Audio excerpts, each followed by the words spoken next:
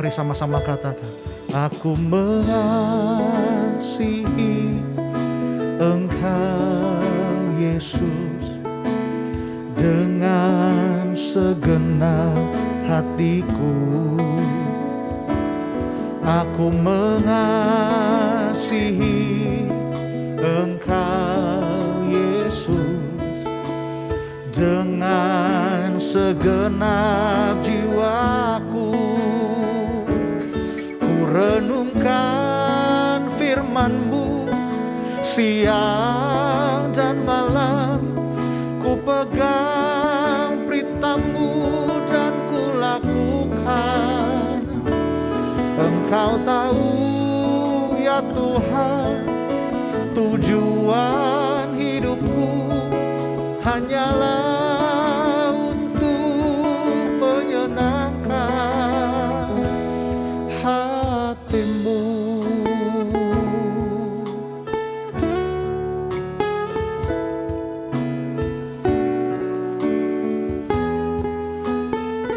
Yes, kami mengasihi Engkau Tuhan.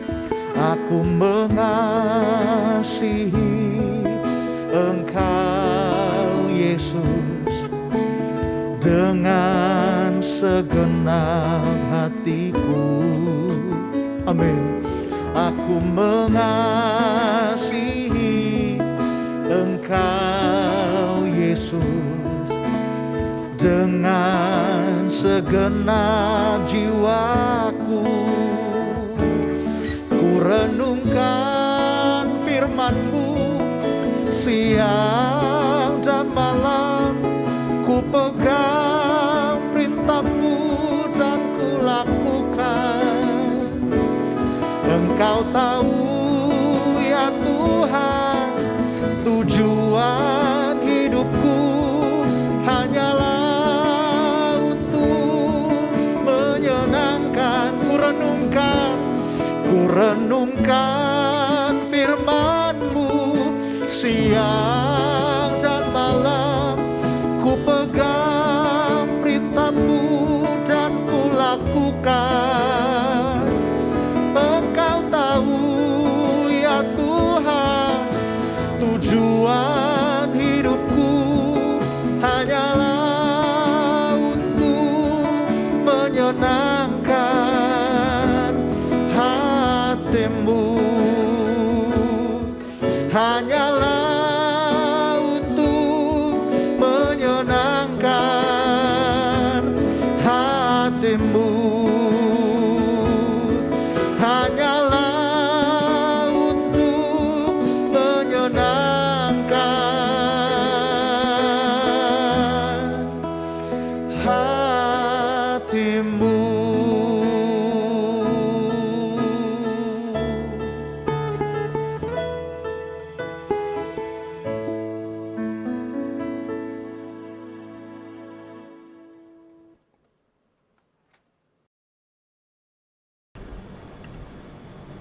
Mari kita berdoa sekali lagi sebelum kita masuk mendengarkan firman Tuhan. Terima kasih kami mau merenungkan firman-Mu Tuhan dan melakukannya.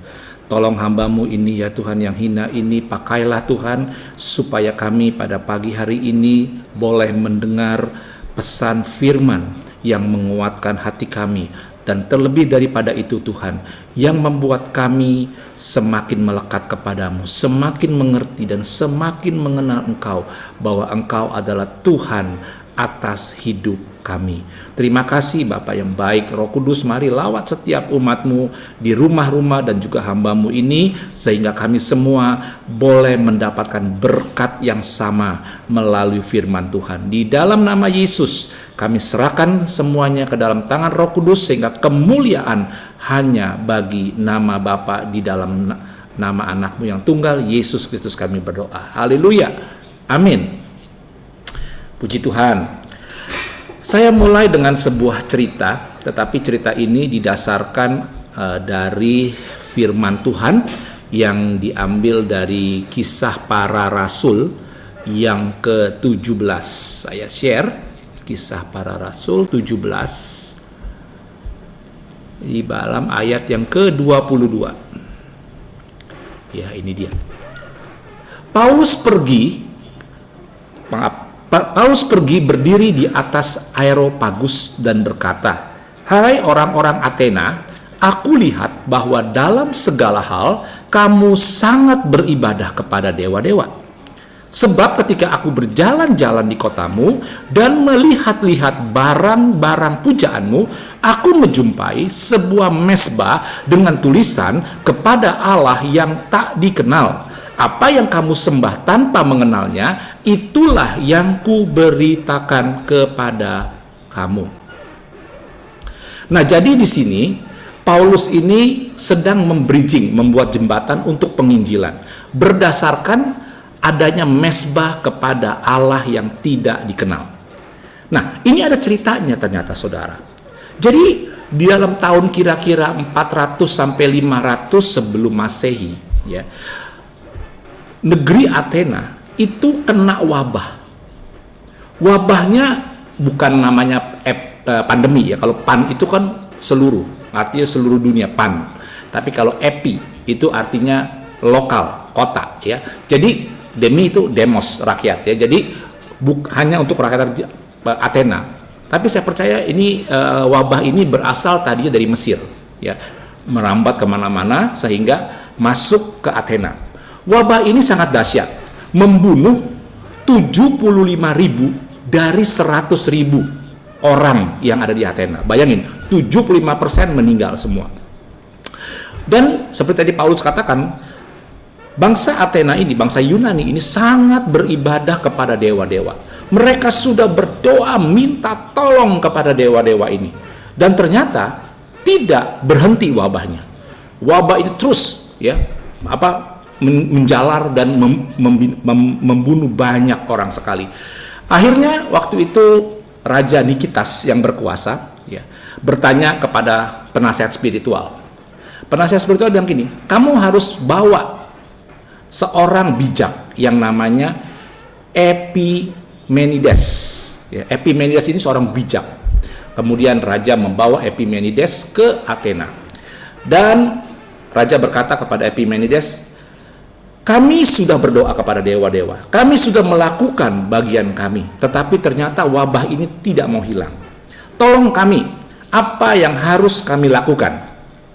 Nah, Epimenides ini bilang, bawa kepada saya beberapa kambing domba yang terbaik, yang berwarna hitam maupun yang berwarna putih.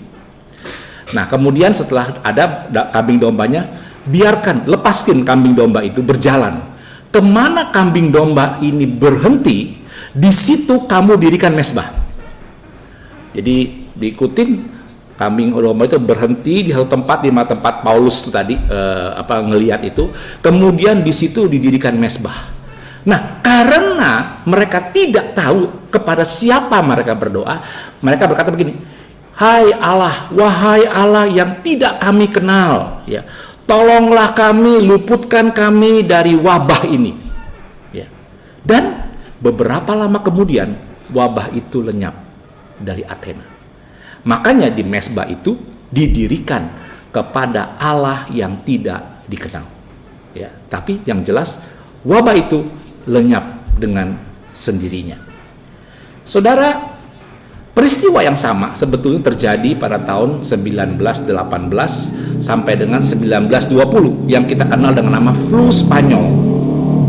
Flu Spanyol itu sebuah wabah ya, membunuh hampir 100 juta manusia, menularkan sekitar 500 juta manusia selama 3 tahun ya.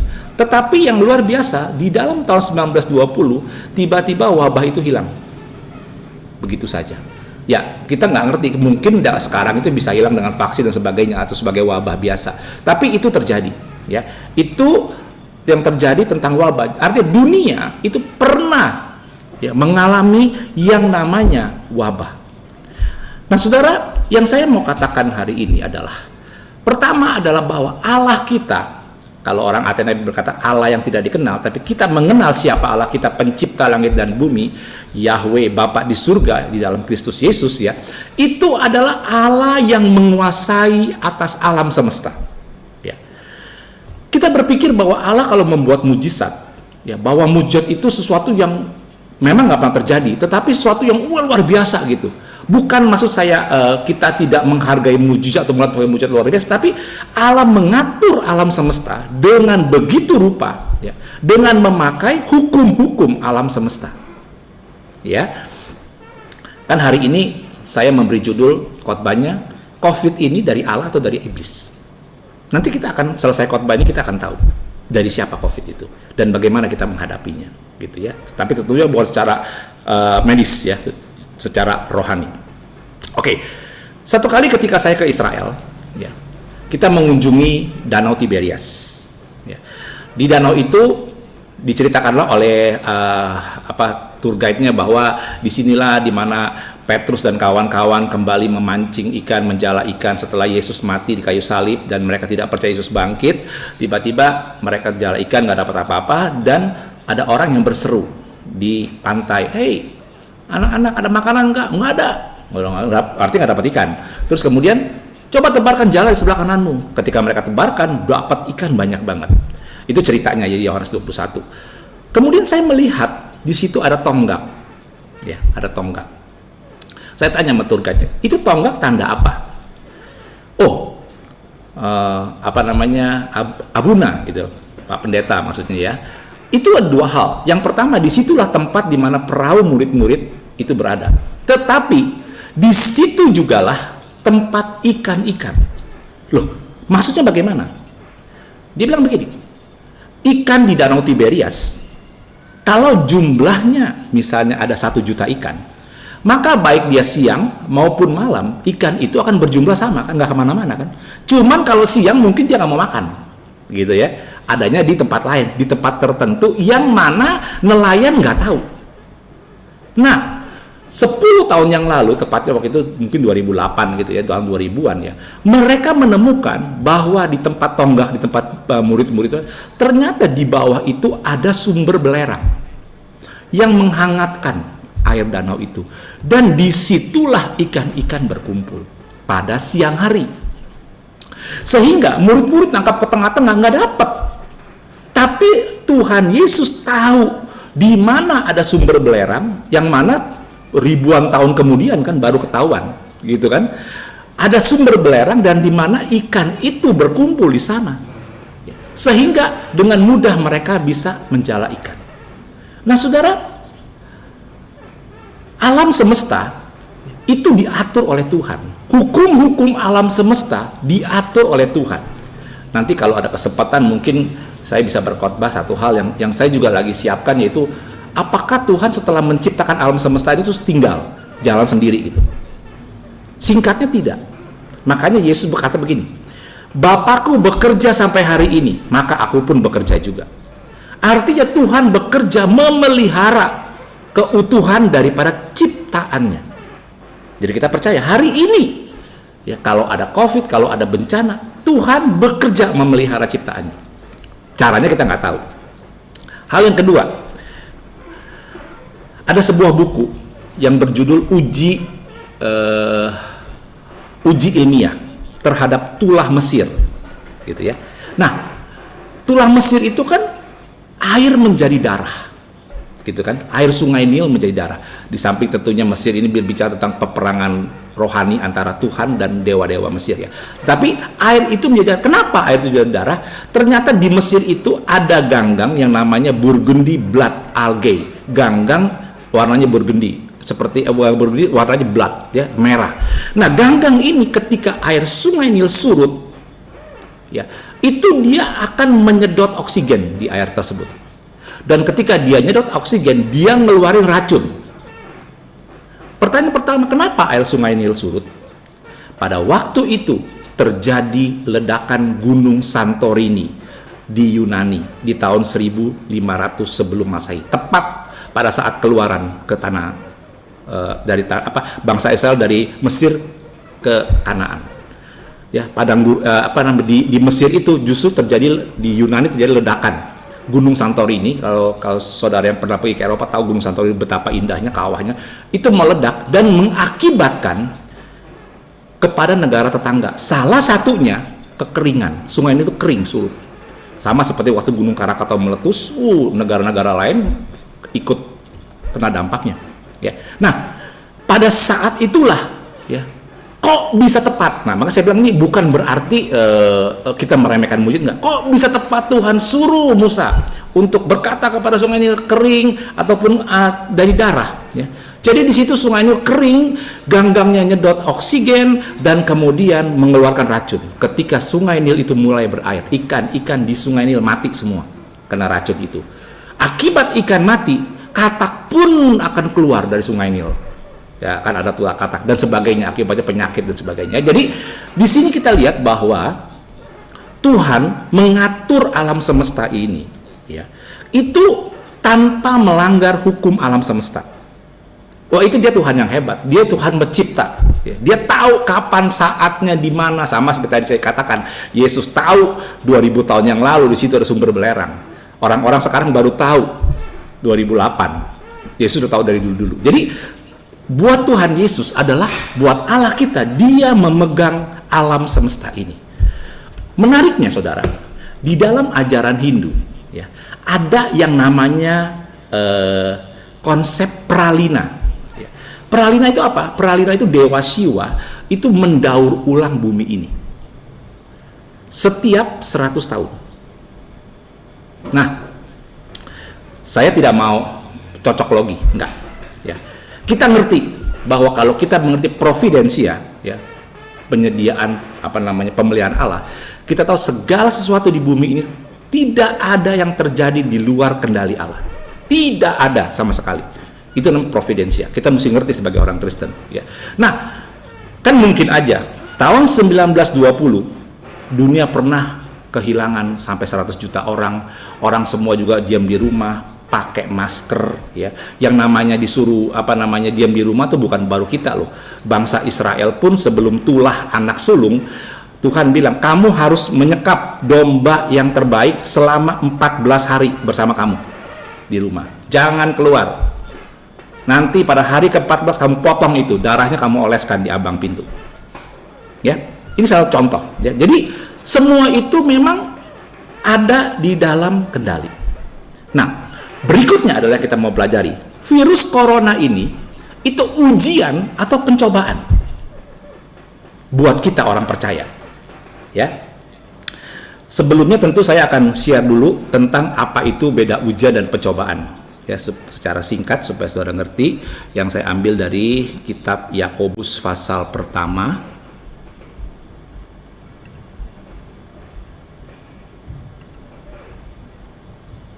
ayat yang ke-13-14. Apabila seorang dicobai, janganlah ia berkata, pencobaan ini datang dari Allah. Sebab Allah tidak dapat dicobai oleh yang jahat, tetapi ia sendiri tidak mencobai siapapun. Tetapi tiap-tiap orang dicobai oleh keinginannya sendiri, karena ia diseret dan dipikat olehnya. Ayat yang selanjutnya adalah tentang ujian, ya. 1 Petrus 1 ayat yang ke-6 dan 7. Bergembiralah akan hal itu, sekalipun sekarang ini kamu seketika harus berduka cita oleh berbagai-bagai pencobaan. Ya, di sini ada pencobaan. Maksud semuanya itu ialah untuk membuktikan kemurnian imanmu, yang jauh lebih tinggi nilainya daripada emas yang fana, yang diuji kemurniannya dengan api, sehingga kamu memperoleh puji-pujian dan kemuliaan dan kehormatan pada hari Yesus Kristus menyatakan dirinya. Ya. Mungkin saudara bingung, tadi Tuhan tidak pernah mencobai, tetapi dalam ayat yang Petrus, bergembiralah akan hal itu, sekarang kamu jatuh ke dalam berbagai-bagai pencobaan. Artinya bagaimana? Nah, saya akan bedakan dulu antara ujian dan pencobaan. Bahasa Inggris jelas trial and temptation. Ya, kalau di bahasa Indonesia pencobaan dua-duanya. Atau kadang-kadang disebut ujian. Nah, ada trial, ada temptation. Sumbernya yang membedakan, pertama, ujian berasal dari Tuhan, tapi pencobaan berasal dari diri sendiri, dunia atau iblis. Tadi dikatakan setiap orang dicobai oleh dirinya sendiri. Kita punya keinginan sendiri dari dalam, namanya keinginan daging, atau dari luar, keinginan iblis. iblis mencobai kita, ya. Kedua, tujuan daripada ujian itu memurnikan iman. Tadi satu kali kita baca, supaya menunjukkan kemurnian, membuktikan kemurnian imanmu. Tujuannya ujian. Sedangkan tujuan pencobaan supaya kita jauh dari Tuhan dan memihak kepada iblis atau memihak kepada dunia. Yang ketiga, motivasi daripada ujian adalah supaya bisa hidup dalam kekudusan, dekat sama Tuhan. Tetapi pencobaan tujuannya supaya kita jatuh ke dalam dosa dan murtad, meninggalkan Tuhan. Itu motivasinya. Fenomenanya, tanda-tandanya, ujian itu depannya sakit, nggak enak, tetapi akhirnya hidup berkemenangan, hidup dalam penuh damai sukacita. Tapi kalau pencobaan depannya enak, akhirnya yang sengsara dan bisa masuk neraka. Ya. Jadi jelas kita tahu apa itu ujian, apa itu pencobaan. Nah, pertanyaannya, ya, kita ini berada di mana? Apakah kalau kita ya umat Tuhan, kita orang percaya Tuhan, kita nggak mungkin masuk dalam pencobaan? Paling-paling ujian. Sebelum saya jawab ini, saya berikan sebuah doa yang sering kita naikkan, yaitu doa Bapa kami. Di dalam salah satu doa Bapa kami, kita katakan, janganlah membawa kami ke dalam pencobaan. Berarti kalau kita berdoa seperti itu, sangat mungkin kita ada dalam pencobaan atau temptation. Nah, ternyata saudara, kita ini sebagai orang percaya, Tuhan membiarkan kita berada di antara Tuhan dan iblis. Kita di tengah-tengah. Ya. Dan Tuhan membiarkan kita berada di dalam ujian dan pencobaan. Artinya apa? Tuhan bisa pakai pencobaan untuk menguji kita. Pencobaan itu jelek. Pencobaan itu jahat, tadi katakan. Tuhan tidak pernah mencoba yang jahat. Tuhan tidak pernah memang mencoba yang jahat. Tapi dia biarkan iblis mencobai untuk menguji iman kita. Nah, ini yang mesti dipahami, ya. Kita tahu kisah Ayub. Ya, kisah Ayub itu Ayub orang yang saleh, menjauhi kejahatan, jujur. Ya. Ini orang yang kualitasnya luar biasa, saudara. Tetapi kita tahu ceritanya.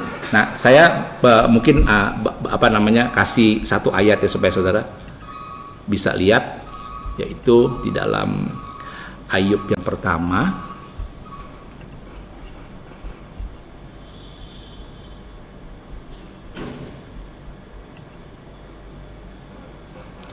kita lihat ayat yang ke-10, 11 dan 12 ya.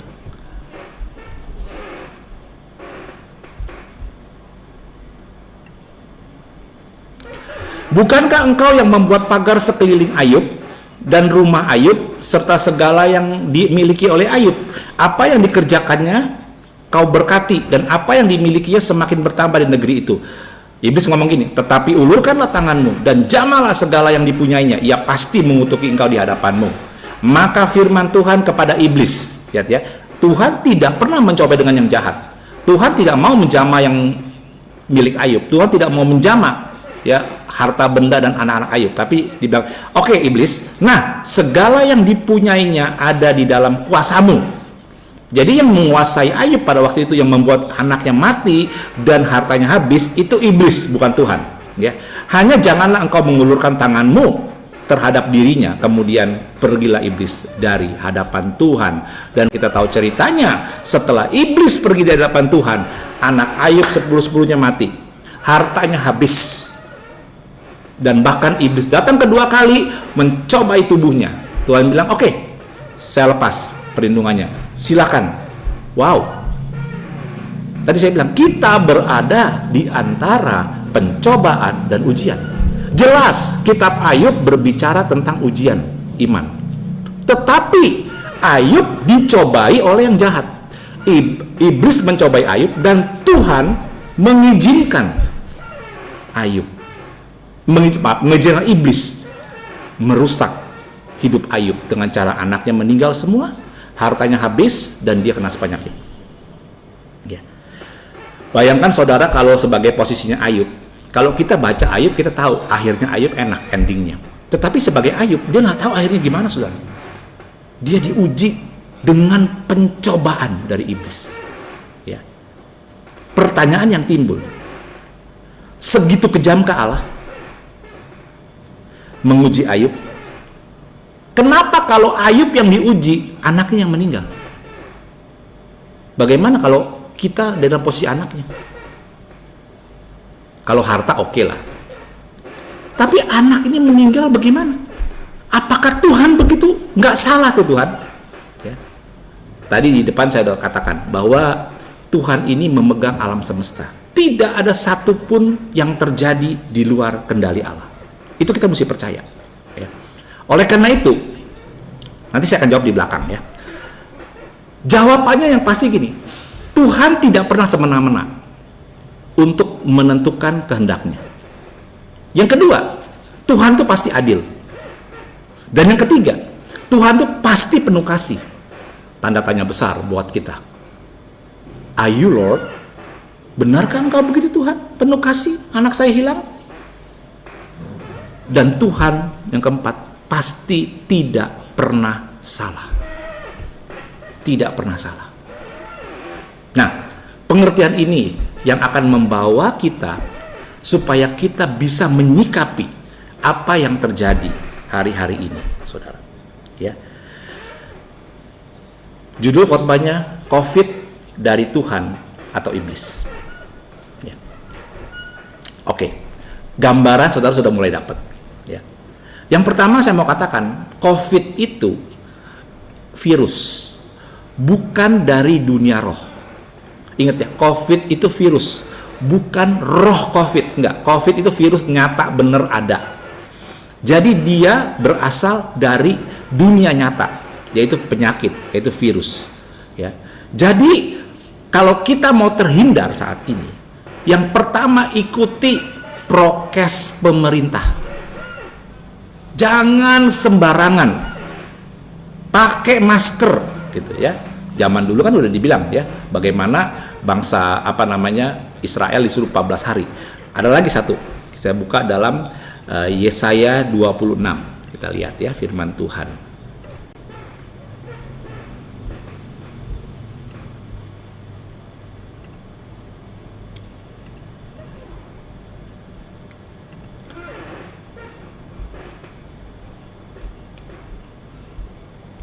Ayat yang ke-20.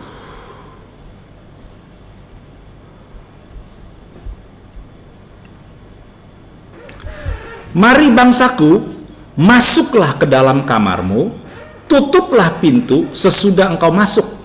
Bersembunyilah barang sesaat lamanya sampai amarah itu berlalu. Sebab sesungguhnya Tuhan mau keluar dari tempatnya untuk menghukum penduduk bumi karena kesalahannya. Dan bumi tidak lagi menyembunyikan darah yang tertumpah di atasnya. Tidak lagi menutupi orang-orang yang mati terbunuh di sana. Saudara, saya pengen bacakan sebuah WA yang dikirim ke saya dari seorang hamba Tuhan ya. Saya lihat ini bagus sekali. Ini nggak apa-apa, hari ini agak panjang dikit ya. Ini. Mobil pribadi tidak lagi beranjak dari garasi. Jet pribadi pun terparkir di bandara. Lalu lintas udara telah ditutup. Masing-masing negara fokus untuk merawat warganya, berperang melawan musuh kecil yang tidak terlihat. Setiap manusia terkurung dalam kamarnya. Pakaian dari desainer terkenal, sepatu, jam bermerek, minyak wangi, seonggok alat make up kehilangan artinya, tergeletak tidak berguna. Tak ada lagi meeting mendadak ataupun business meeting yang menyita waktu sehingga seringkali kita tidak punya lagi waktu untuk keluarga dan untuk Tuhan. Tak ada lagi pesta yang harus dihadiri, tidak ada lagi nonton bareng, tidak ada tongkrongan di kafe, tak ada lagi arak-arakan, pesta seni, bahkan uang pun berhenti di bank. Semua tidak ada arti, apalagi yang bisa disombongkan, dibangga-banggakan keadaan seperti ini. Saat ini Tuhan sedang membukakan mata setiap orang yang terpapar di RS saat ini dengan kelas yang sama. Tidak ada kelas VIP, super VIP. Orang yang banyak harta, orang yang miskin harta bersatu di ruang dan kelas yang sama, berjuang melawan penyakit dengan pelayanan yang sama. Saat meninggal pun di peti yang sama. Tidak ada lagi peti berlapis emas tanpa bisa ditemani orang-orang tercinta ke liang lahat. Orang kaya saat sehat semua orang mendekat. Saat divonis kena COVID, maka walaupun kaya semua orang menjauh. Bahkan hal gereja yang megah dan mahal pun sekarang kosong. Tiba-tiba waktunya setiap orang menyembah Tuhan dalam roh dan kebenaran di dalam hati. Yang kita butuhkan hanya makanan dan udara untuk hidup. Kita hanya ingin hidup, selebihnya menjadi tidak penting lagi. Dunia tidak pernah melihat kesombongan narsis seperti di zaman ini. Kabar baiknya, kita diberi satu kesempatan lagi untuk introspeksi, melihat ke dalam diri, bertanya kepada Tuhan, kenapa Tuhan membiarkan saya hidup? Perhatikan ya, kenapa Tuhan membiarkan saya hidup? Ya kan? Untuk bersuka-suka, atau untuk membeli mobil mewah, atau mungkin untuk menyelesaikan pendidikan sarjana. Apa tujuan hidupku sekarang? Apa tujuan hidupku setelah pandemi COVID ini? Ini menarik ya. Saat ini memang sepertinya ya seperti itu, begitu ya. Tuhan sedang menghukum. Jadi cara ya kita menghindar dari COVID ini adalah dengan melakukan protokol kesehatan. Nah, ini jawaban. Yang kedua, COVID ini jelas di dalam kendali Allah. Dia bukan Allah yang bikin. Dia dari iblis. Udah pasti dari yang jahat. Tetapi Allah mengizinkan. Allah mengendalikan yang namanya COVID ini. Ya. Tuhan mengizinkan COVID ini dan mengendalikan semuanya. Berada dalam kendali Tuhan. Tuhan, kalau begitu, bagaimana dengan orang-orang yang tertular? Bagaimana dengan kematian orang-orang yang kita kasih? Ya. Apa itu atas kehendak Tuhan? Saya mau jawab yes. Yes. Saya bukakan dua ayat ya, atau 3 ayat yang mungkin bisa merubah cara berpikir kita melihat Tuhan. Pengkhotbah 7 ayat 14.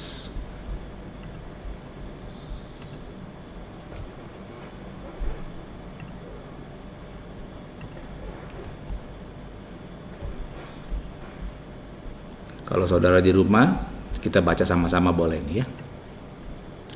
Pada hari mujur, bergembiralah. Tetapi pada hari malang, ingatlah bahwa hari malang itu pun dijadikan Allah. Seperti juga hari mujur. Supaya manusia tidak dapat menemukan suatu mengenai masa depannya. Ayat yang lain lagi ya. Yesaya 45.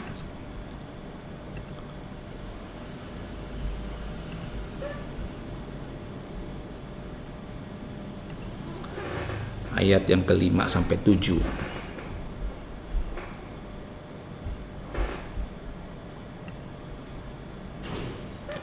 Akulah Tuhan dan tidak ada yang lain, kecuali aku tidak ada Allah. Jelas tuh ya.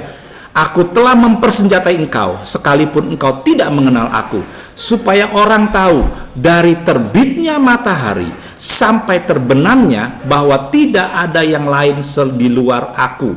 Akulah Tuhan dan tidak ada yang lain. Ini penting. Yang menjadikan terang dan menciptakan gelap. Yang menjadikan nasib mujur dan menciptakan nasib malang. Akulah Tuhan yang membuat semua ini. Satu lagi. Amos 3 ayat 6.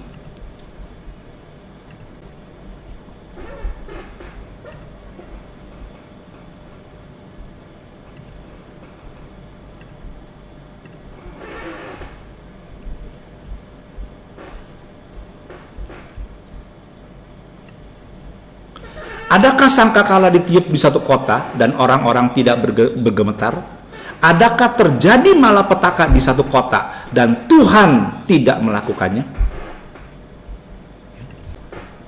Jadi jelas ya di sini malapetaka, nasib malang, itu Tuhan yang ciptakan. Kenapa? Karena semua dalam kendali Dia. Ya. Saudara, kalau sampai iblis berhasil memporak-porandakan dunia tanpa Tuhan bisa berbuat apa-apa, berarti Tuhan sudah kehilangan kuasa. Ya kan? Kalau COVID ini melanda dunia dan Tuhan tidak bisa berbuat apa-apa terhadap anak-anaknya yang sudah ditebus, berarti Dia kehilangan kendali. Sorry Tuhan, ngapain kita percaya Tuhan? Kalau Dia nggak bisa mengendalikan kita, Dia tidak bisa melindungi kita. Mungkin pertanyaan yang timbul gini, lantas Tuhan, kenapa sampai orang yang kami kasih meninggal kena COVID? Itu kan berarti Tuhan tidak melindungi. Nah,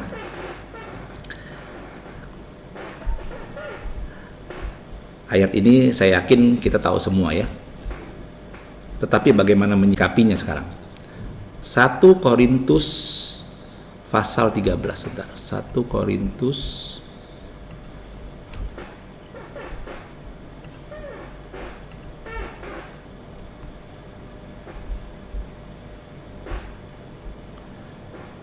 saya salah, 1 Korintus 10, sorry.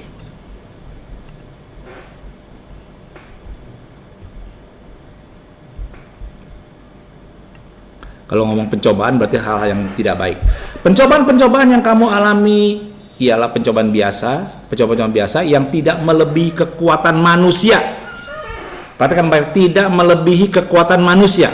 Sebab Allah setia dan karena itu Ia tidak akan membiarkan kamu dicobai melampaui kekuatanmu. Pada waktu kamu dicobai, Ia akan memberikan kepadamu jalan keluar sehingga kamu dapat menanggungnya. Baik. Di sini mulailah kita bergumul. Tuhan bilang tidak melebihi kekuatan manusia. Kalau sampai mati, meninggal, itu melebihi kekuatan manusia apa enggak? Pertanyaan di situ. Tadi saya sudah berikan contoh. Ketika Ayub diuji Tuhan, yang diuji Ayub, yang mati anaknya. Jelas buat Ayub, ujian itu tidak melebihi kekuatan Ayub. Betul kan? Kenapa? Karena Ayub tetap setia sama Tuhan. Tidak melebihi kekuatannya. Sekarang bagaimana jawabannya buat anaknya yang meninggal? Atau buat kekasih-kekasih kita? Tadi udah dikatakan ya, saya nggak bicara untuk orang-orang yang tidak percaya. Dikatakan udah jelas tadi bahwa sebab sesungguhnya Tuhan mau keluar dari tempatnya untuk menghukum penduduk bumi. Orang-orang yang tidak percaya itu hukuman. Ya, kita nggak usah bahas itu. Tapi orang percaya, kalau dia meninggal itu bagaimana? Melebihi kekuatannya apa tidak? Yang mau diuji siapa? Nah, dalam hal ini saya mungkin bisa ambil contoh, minta izin kepada Pak Agustino. Ya. Istrinya yang dikasihi, teman kita semua, dipanggil oleh Bapa di surga. Yang mau diuji siapa? Saya yakin itu Pak Agustino. Saya yakin itu untuk Jerry dan untuk mungkin Jefflino anaknya. Tapi bagi Ibu Yuli gimana? Yang meninggal. Saya kasih satu ayat. Ayat ini jadi asik gitu.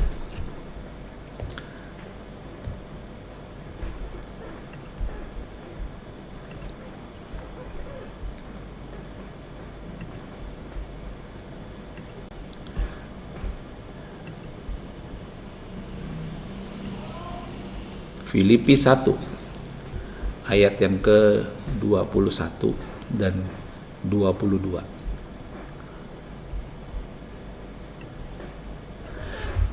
Kita baca sama-sama di rumah ya, saudara.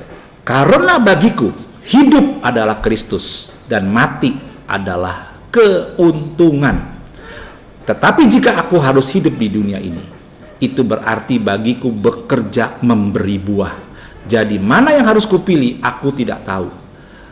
Selanjutnya Paulus berkata, aku didesak dari dua belah pihak. Aku ingin pergi dan dia bersama-sama dengan Kristus. Itu memang jauh lebih baik.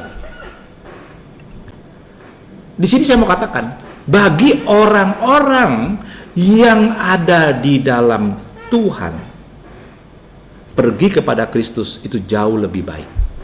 itu adalah keuntungan. Artinya apa? Contoh tadi, saya mau katakan, Ibu Yuli dipanggil Bapak pulang. Itu adalah keuntungan. Buat Ibu Yuli, itu adalah keuntungan. Tidak buat Pak Agus, yang pasti. Tidak. Tapi buat Ibu Yuli, itu adalah keuntungan. Itu jauh lebih baik. Tetapi buat Pak Agus, ini ujian. Pertanyaannya, apakah ujian ini melebihi kekuatan Pak Agus? Jelas tidak.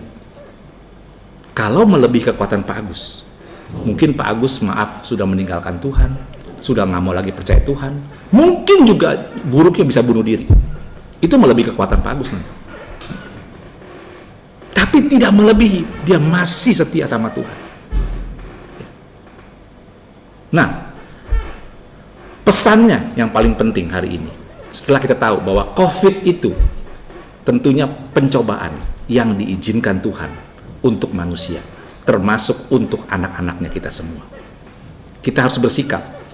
Ketika kita hari ini mungkin diuji, pengujiannya mungkin berat, kehilangan orang yang kita kasihi. Camkan baik-baik. Bagi orang-orang yang telah pulang ke rumah Bapa, ya, Tuhan pernah bilang gini, berharga kematian setiap orang yang dikasihinya. Buat tuh di mata Tuhan berharga, buat orang yang percaya itu keuntungan dan lebih baik. Tetapi buat kita yang ditinggalkan, itu ujian. Tuhan ingin kita tetap setia. Pertanyaan tadi, untuk apa kita hidup? Kenapa Tuhan membiarkan kita hidup? Saudara yang pernah kena COVID disembuhkan, kenapa disembuhkan orang lain tidak?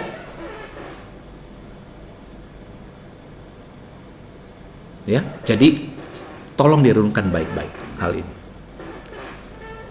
Apa yang harus kita lakukan? Yang pertama, pastikan, saya mau ngomong sama semua yang ada di Zoom ini ya, pastikan bahwa kita sudah berada di dalam Yesus Kristus. Pastikan kita menerima keselamatan itu. Pastiin orang-orang di rumah. Nggak gampang loh ini. Kita bisa berdoa, saudara. Kita bisa berpuasa. Keputusan akhir ada di tangan Tuhan. Kehendak Tuhan yang akan jadi. Mungkin kehendak Tuhan, bisa aja orang yang kita kasihi harus pulang. Tapi pastikan mereka ada di dalam Kristus. Supaya menjadi sebuah keuntungan. Hal yang kedua yang mau saya sampaikan, ini ayat terakhir.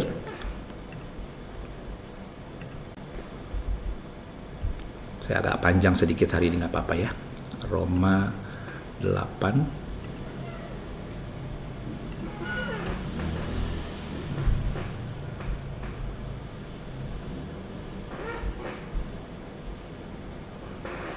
pertama kita baca ayat 35 dulu.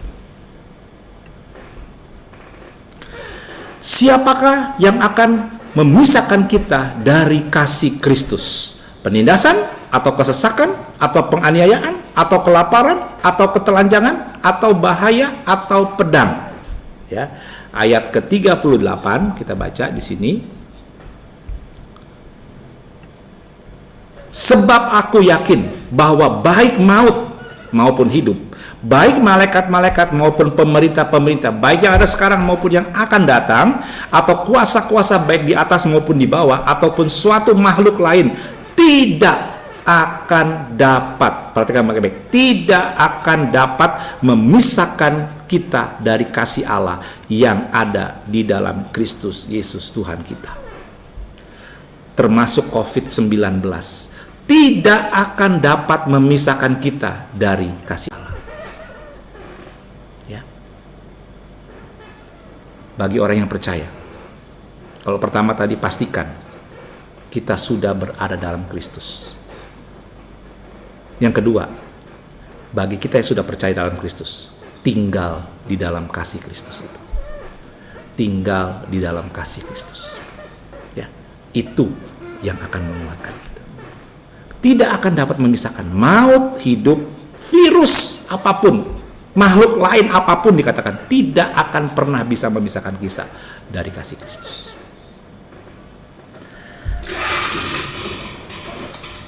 Saya mau naikkan pujian ini, saudara. Kita sama-sama berdoa untuk hari ini. Alam semesta melukiskan kebesaran Tuhan, bumi dan surga menyanyikan kemuliaan nama-Mu, Hosana,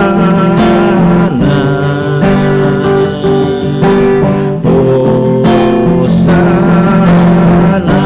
Katakan layak dipuji, disembah Allah yang bertahta dulu, sekarang dan selamanya.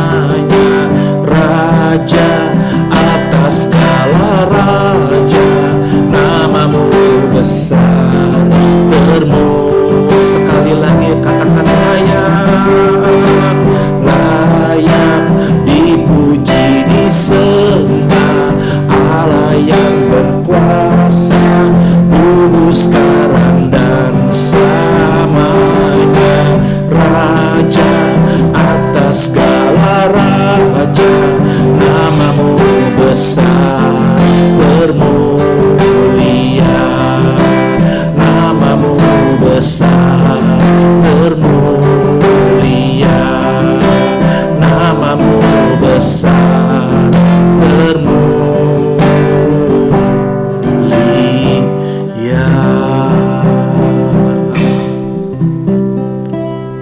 Bapa di surga yang baik, pagi ini kami boleh mengerti kebenaran firman. Apa yang sedang terjadi di dunia, khususnya di Indonesia, mungkin di rumah tangga kami, suatu virus penyakit yang menakutkan. Kami tahu ini bukan Engkau yang buat, tetapi memang ini dari iblis atas seizin-Mu,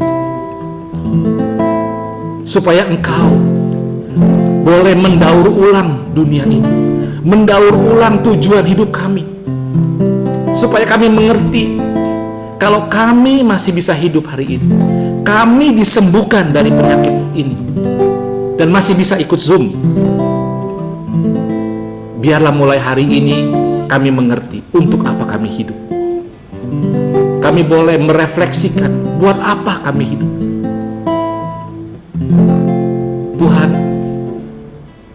kami hanya bisa berkata, jadilah kehendak-Mu di bumi seperti di sorga. Orang-orang yang sudah meninggalkan kami karena Kau panggil, kami tahu mereka ada dalam satu keadaan yang lebih baik, keuntungan buat mereka. Tapi buat kami, biarlah ujian ini tidak melebihi kekuatan kami, tetapi